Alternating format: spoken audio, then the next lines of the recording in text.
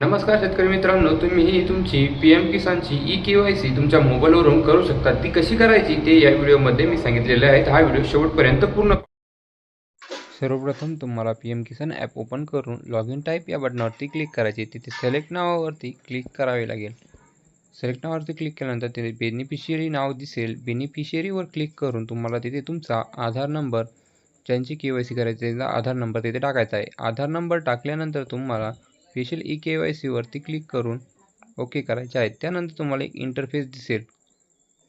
ज्या शेतकऱ्याचा आधार नंबर टाकलेला आहे त्या शेतकऱ्याचा फेस स्कॅनिंग करून घ्यायची आहे। चेहरा स्कॅन केल्यानंतर तिथे तुम्हाला एम पिन टाकायचा आहे 6 डिजिटचा, म्हणजे 6 अंकी एक पिन कोड टाकायचा आहे तुम्हाला। तो पिन कोड टाकल्यानंतर तुम्हाला एक नवीन इंटरफेस दिसेल। त्यावरती तुम्हाला डॅशबोर्ड यावरती क्लिक करायचे आहेत।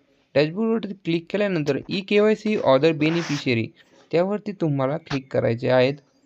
त्यावरती तुम्ही क्लिक केल्यानंतर तुम्हाला ज्याचे कोणाचे ई-के-वाय-सी करायची असेल त्याचा आधार नंबर त्या आधार नंबरच्या जागी तिथे टाकायचा आहे। तिथे आधार नंबर टाकल्यावर तिथे तुम्हाला सर्च बटनावरती क्लिक करायचे आहेत। त्यानंतर तुम्हाला स्टार्ट ई-के-वाय-सी असं ऑप्शन दिसेल।